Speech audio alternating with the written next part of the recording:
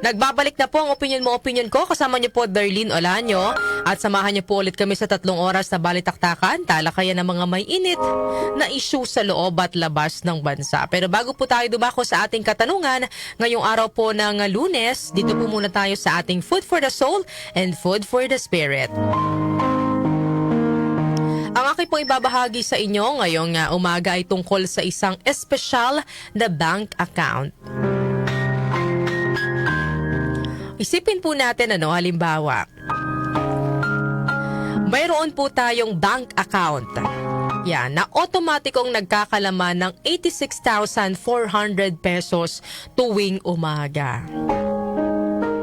Pero may catch po dyan, Hindi ito nagdadala ng balance mula sa nakaraang araw. Hindi mo rin pwedeng ipunin ng hindi mo nagamit na halaga tuwing gabi. Otomatikong binubura ang anumang hindi mo nagastos. So halimbawa po ngayong umaga, nagkaroon tayo ng 86,400 pesos sa ating bank account. Pero within the day, kailangan magastos mo yung buong 86,400 pesos. Dahil kung hindi, anumang matitira doon sa halaga na yon, mabubura. Hindi siya maiiwan doon at hindi siya maiipon ulit sa susunod na araw. So ano po ang gagawin natin? Siyempre, gugustuhin po natin na gamitin bawat sentimo araw-araw. Hindi ka magtitira, sisiguraduhin mong bago matapos ang araw ay nagastos o nasulit mo yung buong 86,400 pesos bawat araw. Ang sarap sigurong magkaroon ng ganyang bank account. Pero alam nyo ba, meron din naman pong ganyang klaseng bank account sa buhay natin.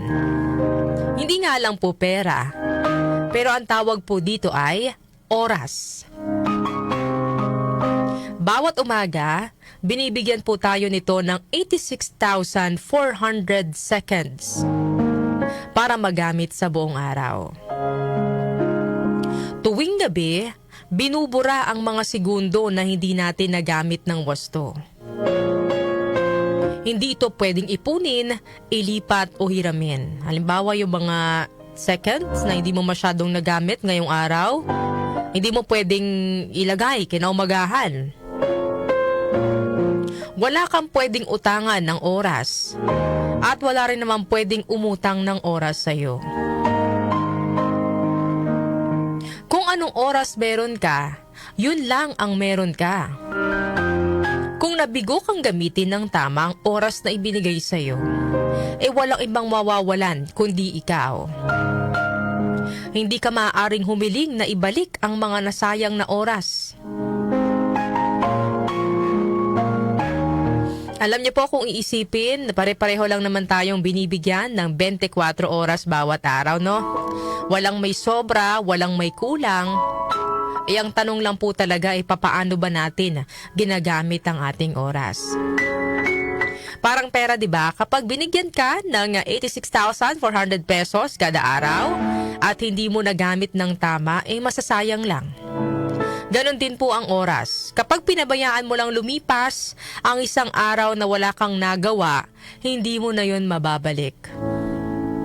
Kaya ang aral po dito, huwag mong sayangin ang oras mo. Gamitin mo ito sa mga bagay na makabuluhan. Sa pamilya mo, sa pag-abot ng pangarap mo, sa sarili mo. Kasi sa totoo lang po, hindi mo na kailangan ng mas maraming oras. Ang kailangan lang po natin mas malinaw na priority. Kumbaga, tamang time management. Hindi natin alam kung gaano pa kahaba ang oras po natin sa mundong ito.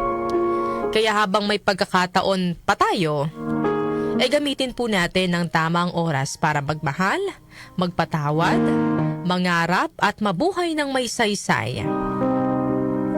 Sulitin po natin ang bawat segundo. Live wisely. Make the most of every moment because time lost is life wasted. Make the most of every moment because time lost is life wasted. Ayan. Sabi nga po sa Ephesians chapter 5 verse 15 to 16, Be very careful then how you live. Not as unwise but as wise. Making the most of every opportunity because the days are evil. Yan po ang ating food for the soul and food for the spirit ngayong araw po ng Monday.